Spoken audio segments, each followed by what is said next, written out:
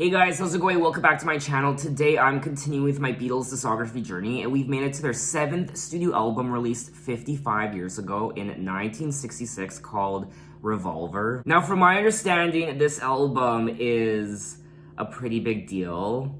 It's one of their best, if not their best album of all time. Not just one of the Beatles' best albums of all time, but apparently one of the greatest albums of all time. Revolver is regarded as one of the greatest and most innovative albums in the history of popular music, with recognition centered on its range of musical styles, diverse sounds, and lyrical content. Revolver was the Beatles' final recording project before their retirement as live performers.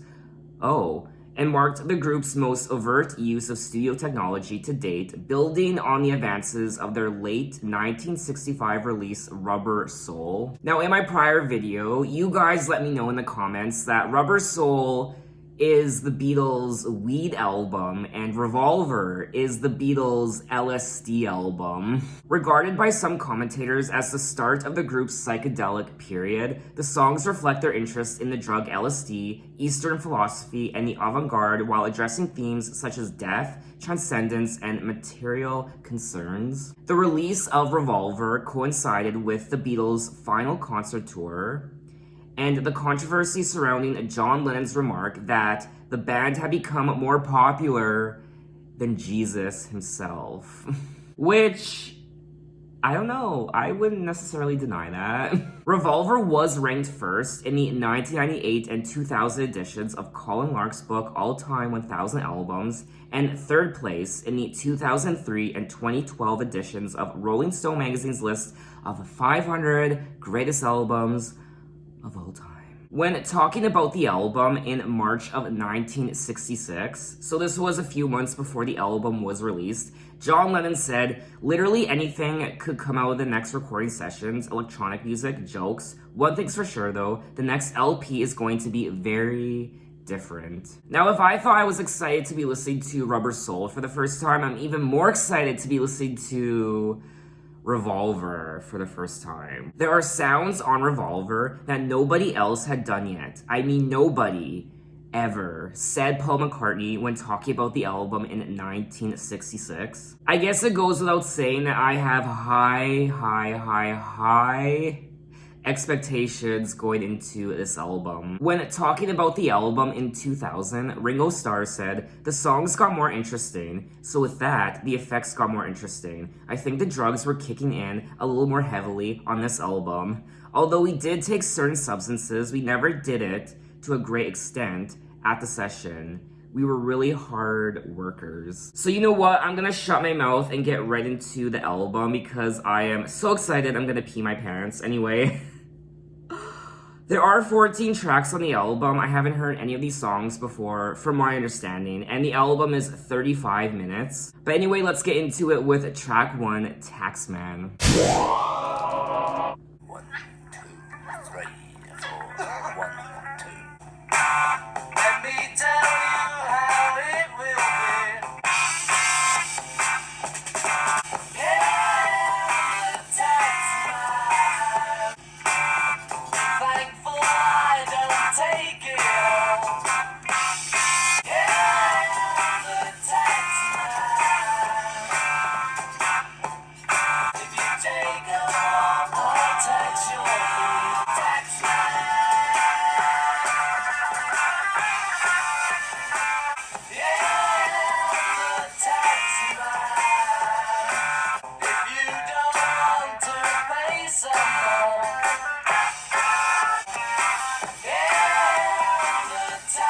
I like that part.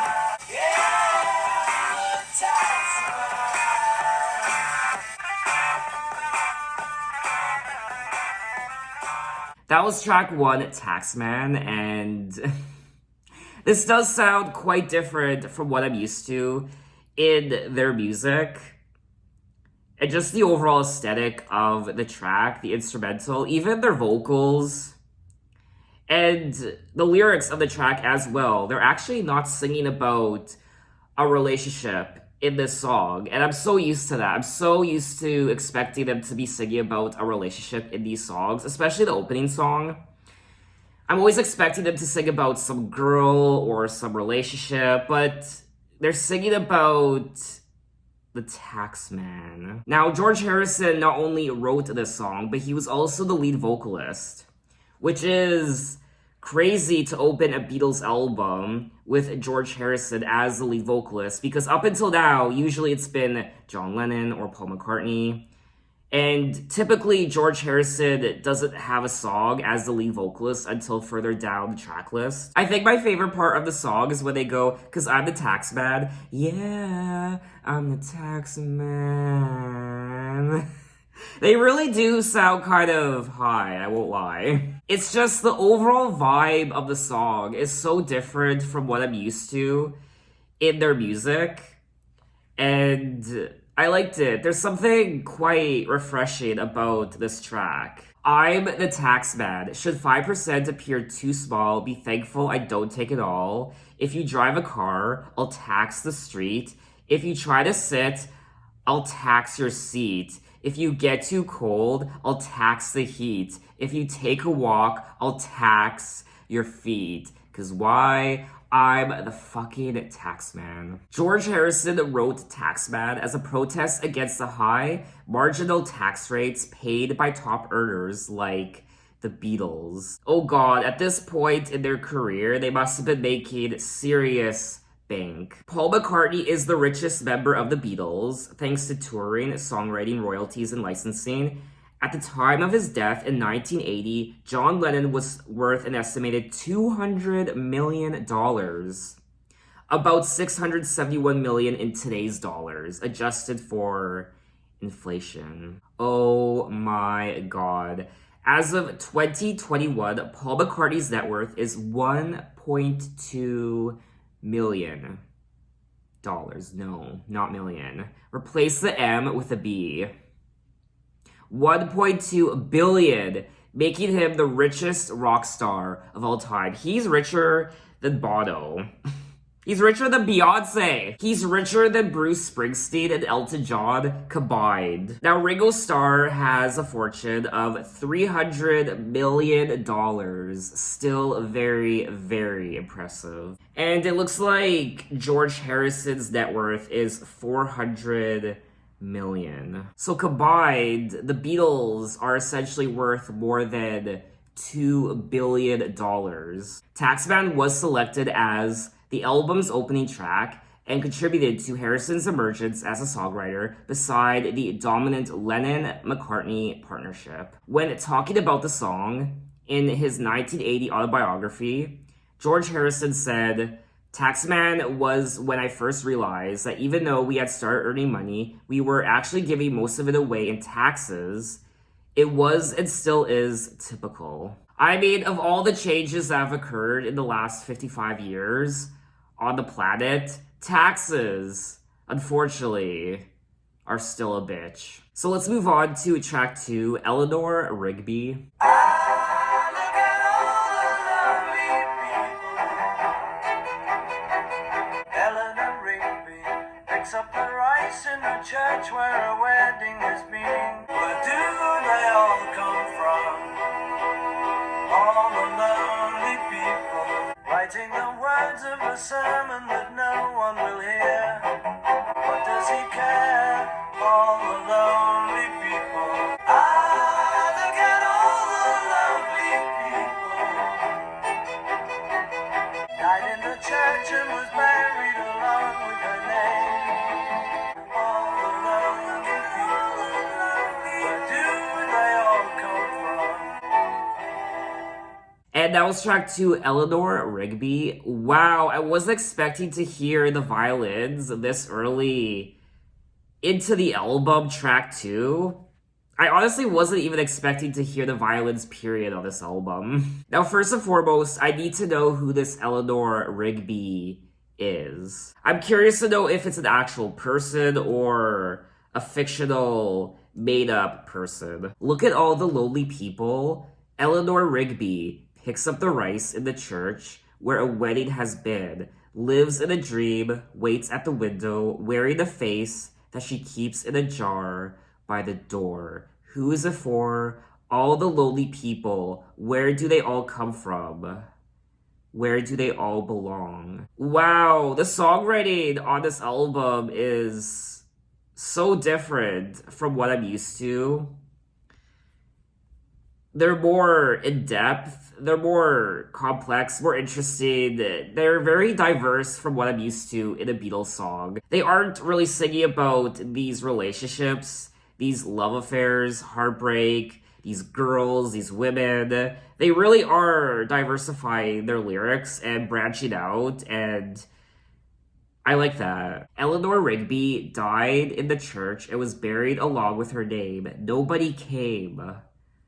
That's so sad. This is a very sad song. I mean, these lyrics really do transcend what the Beatles are capable of when it comes to their songwriting. Eleanor Rigby is a narrative about the perils of loneliness. The story involves the title character, who is an aging spinster, and a lonely priest named Father Mackenzie, who writes sermons that no one will hear. He presides over Rigby's funeral and acknowledges that despite his efforts, no one was saved. The first Paul McCartney composition to depart from the themes of a standard love song. I mean, lyrically, there's so much to be said about this song, especially when it comes to a Beatles song. I mean, I'm not used to these sorts of lyrics from a Beatles song. The Beatles have touched on loneliness before on some of their other songs from their prior albums, but not to this extent with this fictional story about this Father Mackenzie and this spinster. The Beatles sing about the neglected concerns and fates of the elderly. And yeah, that's something I almost never think about. Seniors, grandparents in their retirement homes and apartments, and how lonely that must be, and how I imagine some of them just wait by their phones in hopes that someone will call them to talk to them, to check up on them, and sometimes no one ever does, and they just live an incredibly lonely life. Not all seniors and grandparents, but quite a few of them, I imagine. I imagine it's a very lonely life when you reach that age. In Eleanor Rigby, the Beatles are asking where all the lonely people come from and where they all belong, as if they really want to know. Their capacity for fun has been evident since the beginning. Their capacity for pity is something new and is a major reason for calling them artists. Another fantastic song on the album, and I am quite enjoying myself so far, and we're only 2 tracks into the album, so let's move on to track 3, I'm Only Sleeping.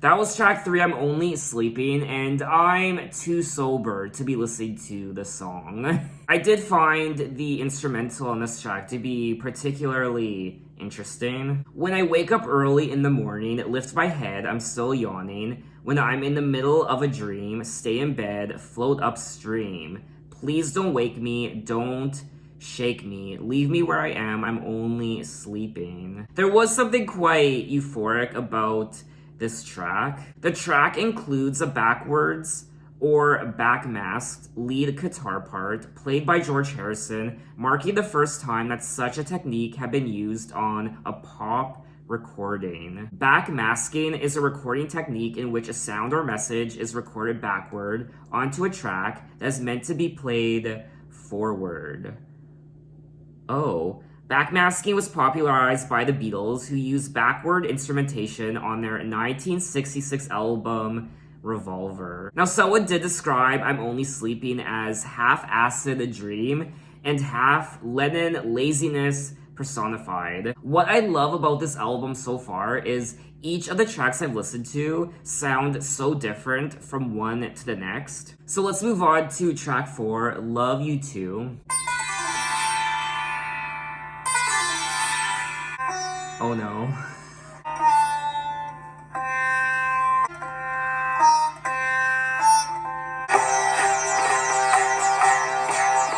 Each day just goes so fast. You hang a sign on me.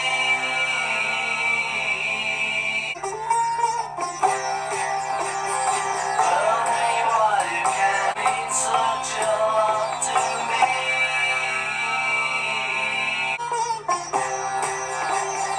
Wake up all day long.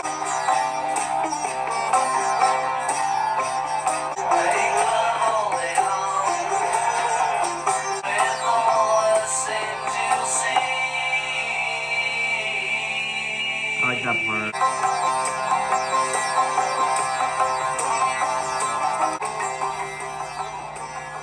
That was track 4, Love You Too. I am too sober to be listening to this album. Okay, so I will admit, sometimes when I listen to songs like this, with this sort of production, this more psychedelic sounding production, I sometimes get nauseous. Don't ask me why, but it's something I also experienced when I listened to, what's that song? Hurdy-Gurdy Man?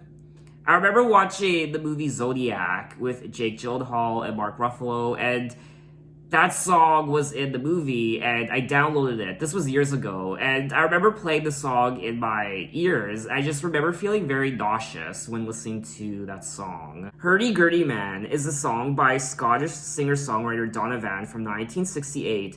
Yeah, when I listen to songs like this, songs with a more psychedelic production, I sometimes get a little nauseous. This is another song on the album that I wasn't really expecting production-wise, and I love it. It's continuing the theme of leaving me surprised and with a smile on my face. I feel like you won't fully understand or appreciate this song until you listen to this song while high. Not just this song, but the entire album, dear God. Each day just goes so fast. I turn around, it's past. You don't get time to hang a sign on me. Love me while you can, before I'm a dead old man. A lifetime is so short, a new one can't be bought. But what you've got means such a lot to me. Make love all day long, make love singing songs. Now, just like Taxman, track 1, this song was written by George Harrison. Not only was it written by George Harrison, but he was also the lead vocalist as well. Love You Too is the first Beatles song to fully reflect the influence of Indian classical music. Love You Too is partly a love song to Harrison's wife, Pattie Boyd, while also incorporating philosophical concepts inspired by his experimentation with the hallucinogenic drug LSD. The highlight of this song for me was the overall production, that Indian-inspired production that we first heard on their prior album, Rubber Soul. God help me, we're only 4 tracks into the album. So what have we learned so far? I am not high enough for this album. But anyway, let's move on to track 5, Here, There, and Everywhere. Lead a better life. I need my love to be here. Changing my life with a wave of an hand. Running my hands through her hair. Someone is speaking, but she doesn't know he's there. But to love her is to meet her everywhere. What watching their eyes and hoping I'm always there. But to love her is to meet her everywhere. Watching their eyes and hoping I'm always there. That was track 5, Here, There, and Everywhere. Another great song on the album. I really enjoyed the harmonies. I particularly like the part where Paul McCartney uses his falsetto during the knowing that love is to share.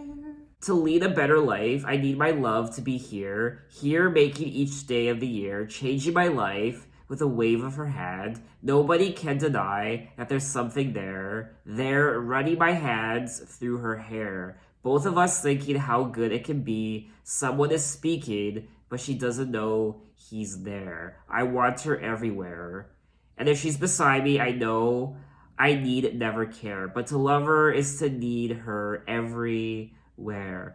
Knowing that love is... I love that part. This was a very sweet song, and it's definitely the most, I guess it's the most tender sounding song on the album so far. Paul McCartney includes this song among his personal favorites of all the songs he has written. In 2000, Mojo ranked it number 4 in the magazine's list of the greatest songs of all time. Paul McCartney often cited Brian Wilson's God Only Knows as his main source of inspiration for this song. Here, There, and Everywhere is a romantic ballad about living in the here and now and fully experiencing the conscious moment. Now, the lyrics of the song are said to be inspired by Paul McCartney's girlfriend, actress Jane Asher. The vocals on this track were also meant to have a Beach Boys sound, according to Paul McCartney. We are 5 tracks into the album so far, and I have enjoyed each and every one of these songs thoroughly. I personally don't think there's a single bad or just okay song on the album so far. But anyway, let's move on to track 6, Yellow Submarine. In the town where I was born, and he told us of his life. In the land of submarines, and we live beneath the waves. We all live in a yellow submarine, yellow submarine, yellow submarine. And our friends are all aboard, and the band begins to play. Yellow submarine, yellow submarine.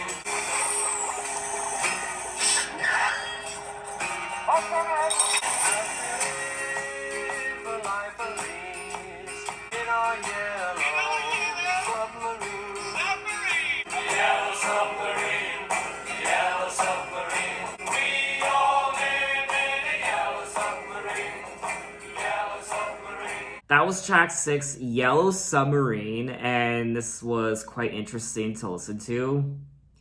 There's something quite childlike about this track, just the whole yellow submarine aesthetic. We all live in a yellow submarine, yellow submarine, yellow submarine. And our friends are all on board. Many more of them live next door. And the band begins to play. We all live in a yellow submarine. It's a very cute song. I like the overall production. It was quite wonky and interesting. I like the sounds of the waves in the background, the ocean, I guess. In the town where I was born lived a man who sailed the sea, and he told us of his life in the land of submarines. So it's almost like a children's story in a way. Now, Ringo Starr was also the lead vocalist on this track, which is great because I love hearing Ringo Starr's voice. For me personally, I think this song is a little out of place on the album. I like it, but to me it just doesn't really flow with all the other songs I've listened to so far. Paul McCartney and John Lennon wrote Yellow Submarine as a children's song. The lyrics were written with assistance from Scottish singer Donovan. Oh my god, that's such a crazy coincidence. Remember how I was talking about his song Hurdy Gurdy Man earlier? I mean, oh my god, that's crazy. The song tells of a life on a sea voyage accompanied by friends. Yes, the fact that this song was co-written by Donovan makes me love it even more. And I just realized that I've been mispronouncing his name. I've been saying Donovan.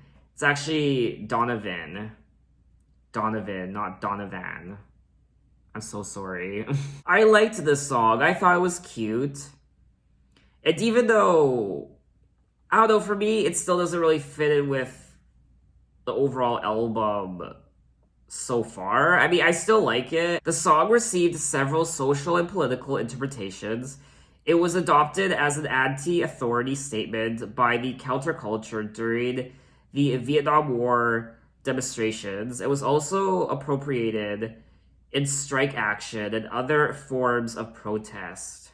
Some listeners view the song as a code for drugs, which, I won't lie, when I started listening to the song, like I said, there was a very childlike quality to it, but I was also thinking, is this song about drugs? Were they on drugs? Because I feel like a lot of children's songs border on cutesy, but also was the person high when they wrote it? Especially when it's sung by a group of grown men. I mean, were they high? They had to have been high. It's very cutesy. And our friends are all aboard. Many more of them live next door. And the band begins to play We All Live in a Yellow Submarine. I feel like that's something you come up with when you're incredibly high. I will say though, Yellow Submarine is one of the catchier songs of the album, especially that chorus. It does get stuck in your head. But anyway, let's move on to track 7, She Said, She Said.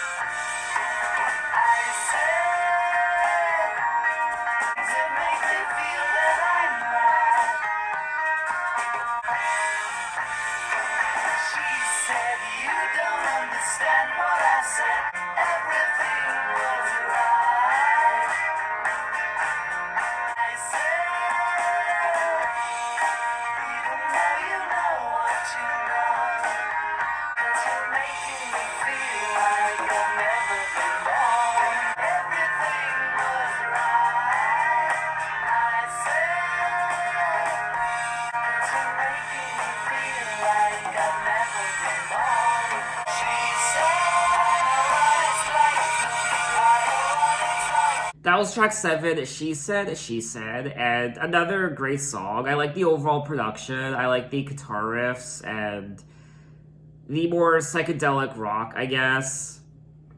It's not one of my favorite tracks on the album. I didn't find it as intriguing as a lot of the other songs I've already listened to. She said, I know what it's like to be dead. I know what it is to be sad. And she's making me feel like I've never been bored. I said, who put all those things in your head? Things that make me feel that I'm mad. And you're making me feel like I've never been bored. When I was a boy, everything was right. I said, even though you know what you know, I know that I'm ready to leave.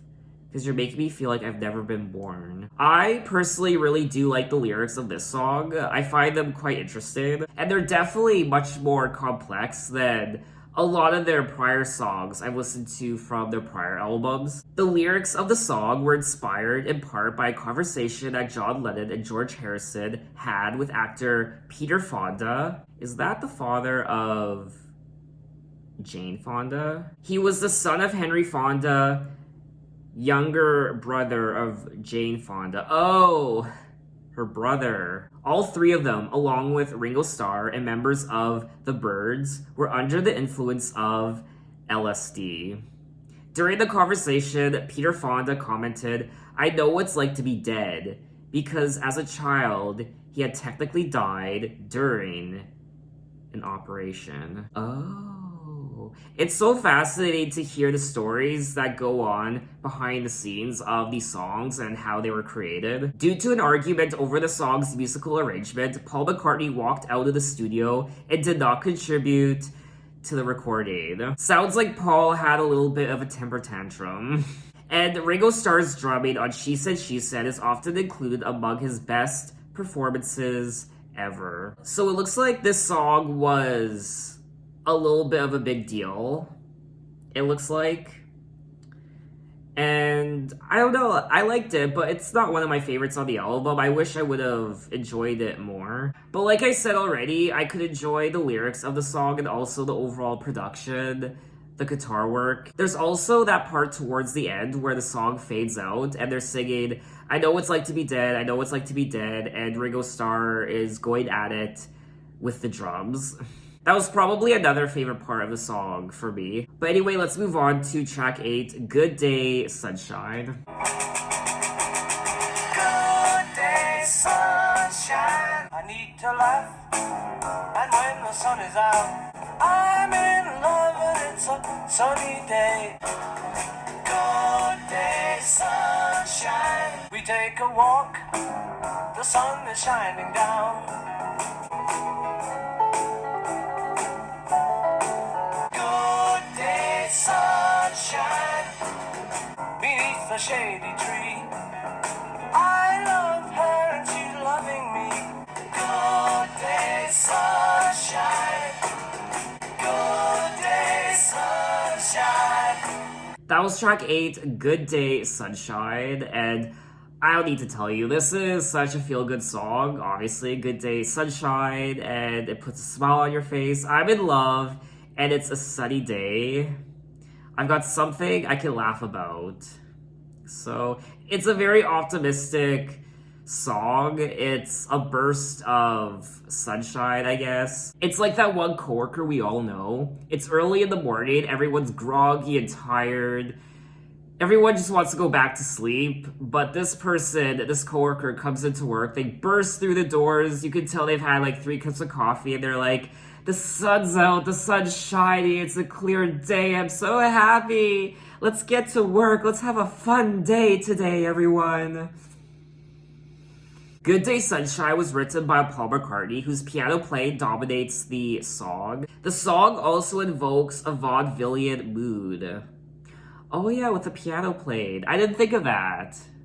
But yeah, it makes sense. Among music critics, some writers have welcomed the song's lightheartedness, while others view it as a track that dilutes the album's strengths. I actually didn't mind the track. I would listen to it again.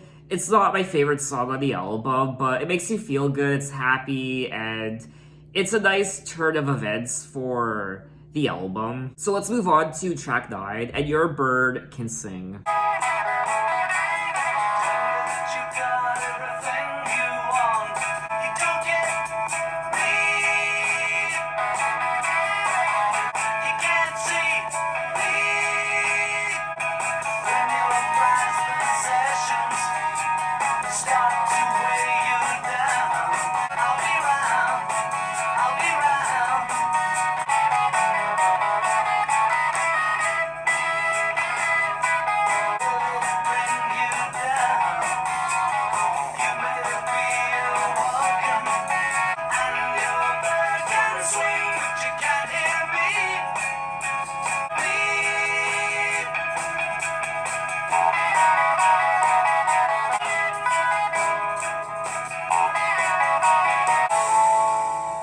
That was track 9, And Your Bird Can Sing, and my favorite part of the song was the guitar work from George Harrison, I imagine. George Harrison was the lead guitar player on this song, and Paul McCartney was as well.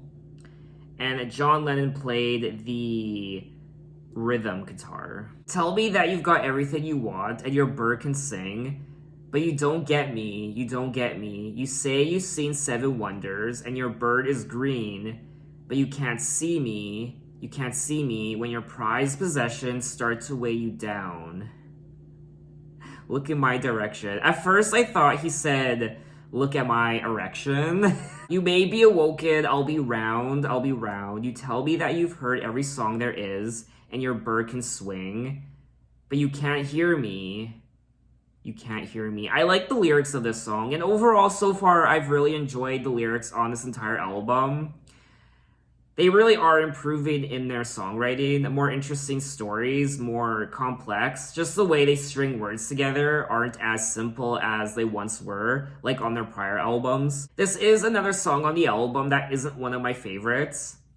I really did enjoy the first part of this album, and I am enjoying the middle part. but I do prefer the beginning of the album with tracks like Taxman, Eleanor Rigby, I'm Only Sleeping, Love You Too, Here, There, and Everywhere.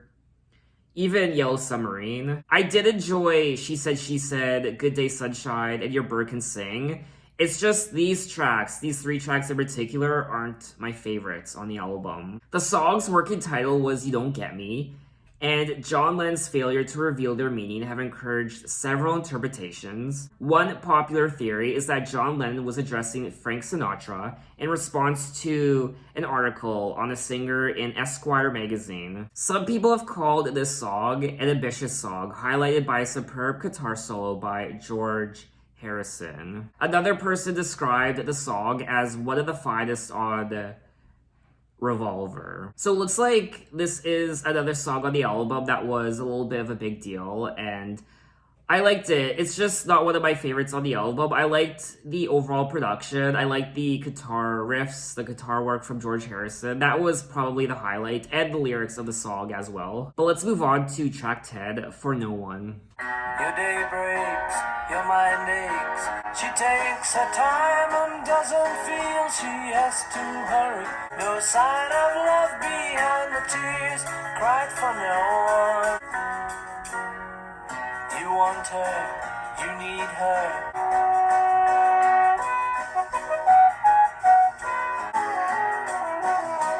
And in her eyes you see nothing.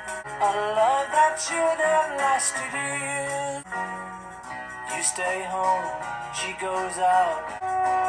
Your day breaks, your mind aches. No sign of love behind the tears, cried for no one. That was track 10, For No One, and I did enjoy this track. I liked Paul's vocals and the horn, which was quite unexpected, but very pleasant. And I liked the piano work also, very vaudevillian. Just like, what was it, track 8, Good Day Sunshine? Your day breaks, your mind aches. You find that all her words of kindness linger on.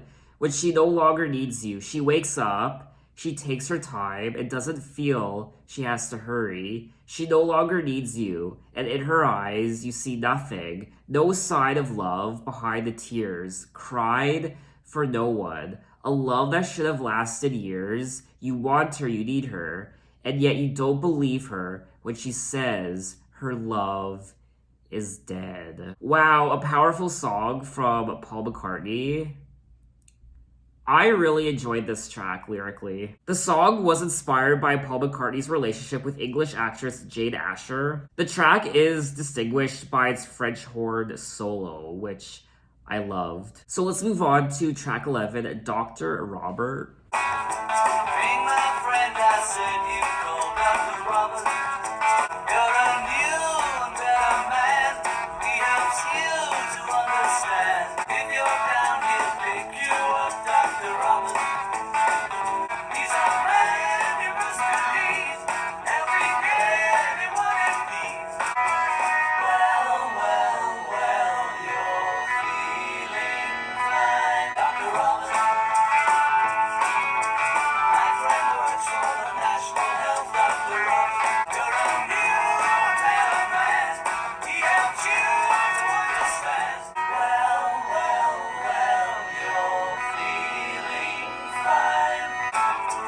Ring my friend, I said you called Dr. Robert. That was track 11, Dr. Robert, and I thought this was a fun song to listen to. One of my favorite parts of the song was that interesting transition when they say, well, well, well, you're feeling fine, and we hear what sounds like an organ. I wasn't sure what sort of instrument it was though, so I had to look it up, and it's actually called a harmonium, which is an organ, essentially. And it was played by John Lennon, and there was also something quite euphoric about this track. Like you were under the influence or something. Ring my friend, I said you call Dr. Robert. Ring my friend, I said you call Doc Robert, Dr. Robert. When talking about the song in 1967, Paul McCartney said, "There's some fellow in New York. And in the States, we'd hear people say, you can get everything off him, any pills you want. It was a big racket, but a joke too about this fellow who cured everyone of everything with all these pills and tranquilizers, injections for this and that. He just kept New York high. That's what Dr. Robber is all about. Just a pill doctor who sees you all right. So essentially this song is about your doctor who writes you fake prescriptions and gives you a whole bunch of drugs to get high off of. Sounds like my kind of doctor.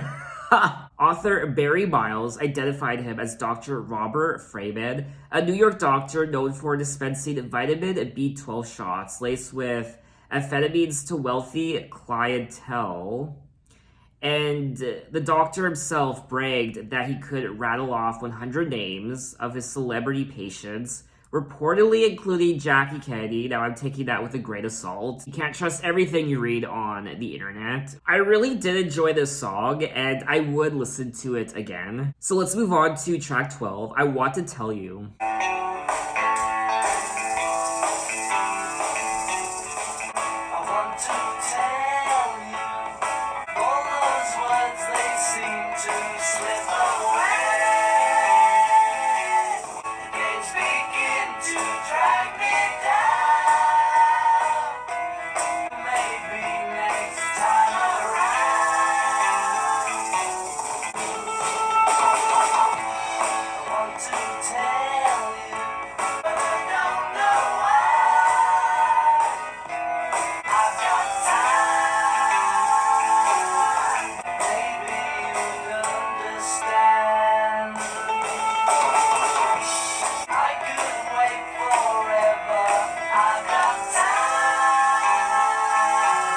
That was track 12, I Want to Tell You, and another solid track on the album, again written by George Harrison. He was also the lead vocalist on this track, the double-tracked vocal. Wow, George Harrison given some major love on this album. Another track where I enjoyed the overall instrumental. I want to tell you my head is filled with things to say when you're here. All those words, they seem to slip away when I get near you.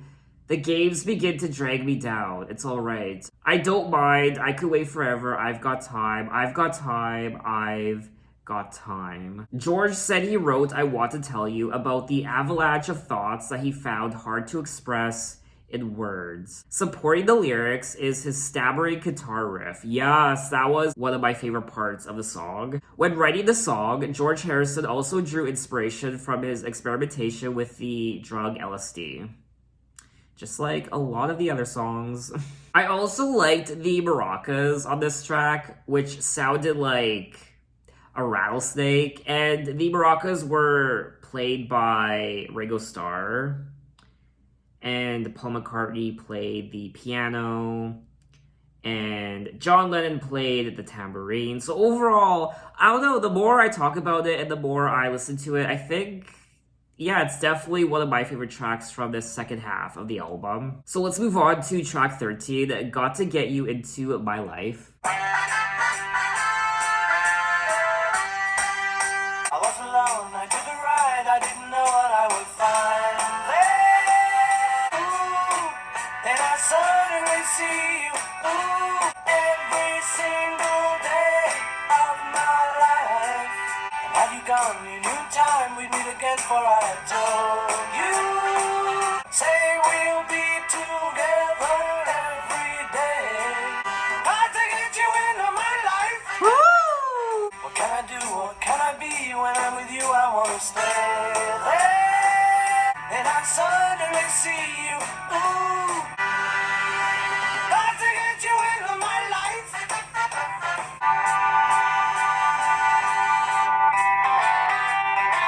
I was alone, I took a ride, I didn't know what I would find there. And suddenly I see you. That was track 13, Got to Get You Into My Life. Wow, what an interesting album, honestly. I mean, God, more than that. Not just interesting, just... it's a great album. Anyway, this track in particular, I love the horns and, Paul McCartney's vocals. At times, his vocals on this track were quite aggressive.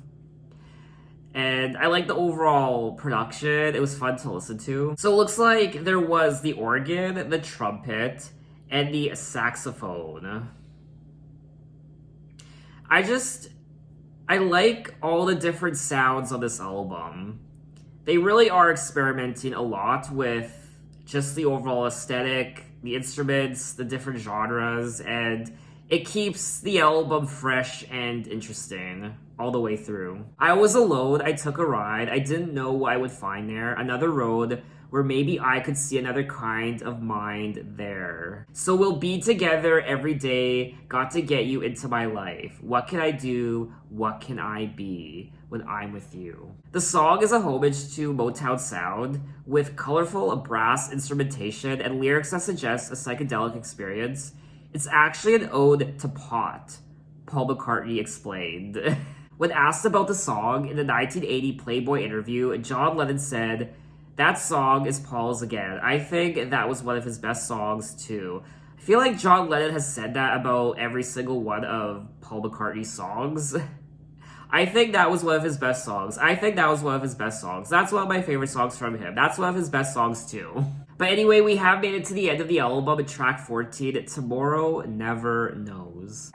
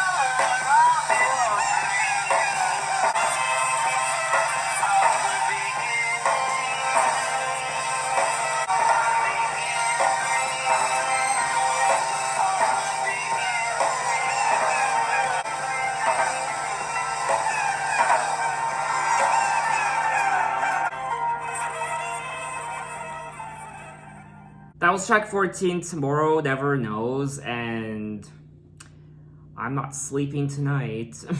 Wow. Oh my god.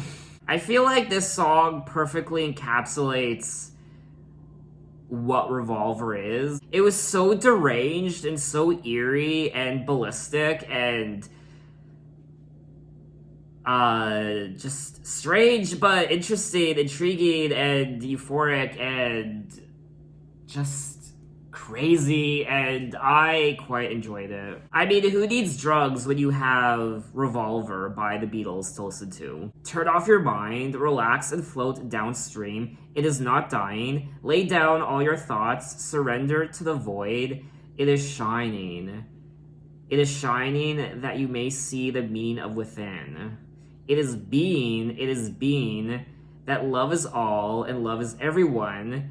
It is knowing that ignorance and hate may mourn the dead. When talking about the song in 1966, George Harrison said, "This is easily the most amazing new thing we've ever come up with. Some people might say it sounds like a terrible mess of a sound, but the song ought to be looked on as interesting. If people listen to it with open ears, it's like the Indian stuff. You mustn't listen to Eastern music with a Western ear." The song is described as the greatest leap into the future. I mean, hands down, this is one of the most bizarre and intriguing and one of the most progressive songs the Beatles have ever recorded up until now.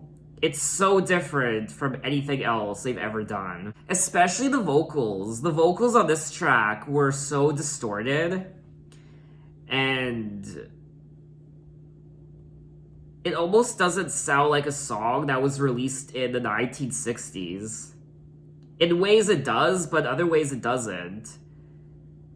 This sounds like a song that could have been released in the 90s. To me, it just doesn't sound like a song that was recorded in the 1960s. Tomorrow Never Knows was an early and highly influential recording in the psychedelic and electronic music genres, particularly for its pioneering use of sampling, tape manipulation, and other production techniques. I'm very curious to know what people thought of this song back in the 1960s.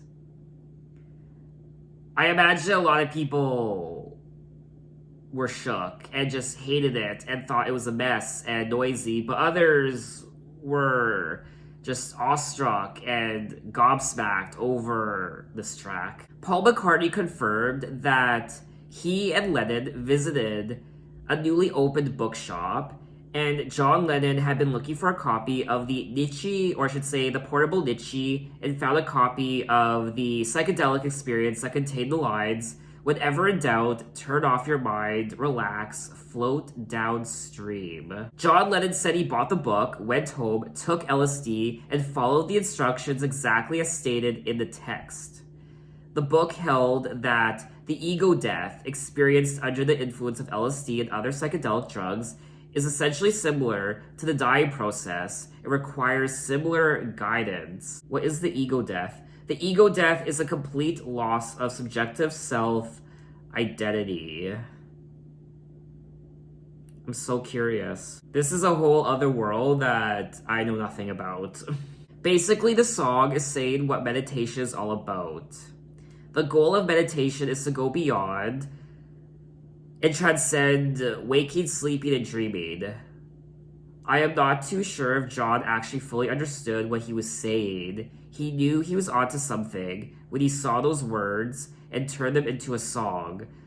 But to have experienced what the lyrics in that song are actually about, I don't know if he fully understood it. That's what George Harrison said. George Harrison questioned whether Lennon fully understood the meaning of the song's lyrics. Honestly, I feel like this track might be one of the Beatles' best songs, and definitely one of their most innovative and influential songs ever, up until now, during the Revolver era. And one of the reasons why I say that is because it doesn't sound like a song from the 1960s. It sounds like a song that could have been released in the 90s. I definitely hear the influences in this song when it comes to the musicians of today who were influenced by tracks like this. So that was all 14 tracks of Revolver by the Beatles, and wow, this was magical. It really was. And now I get it. I now get why this album is such a big deal.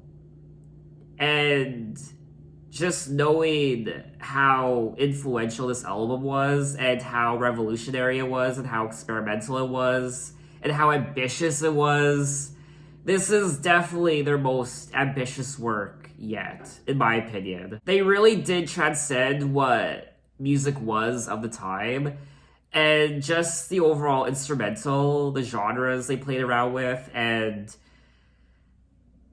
their vocals, the songwriting, just everything about it was so fresh and different and new.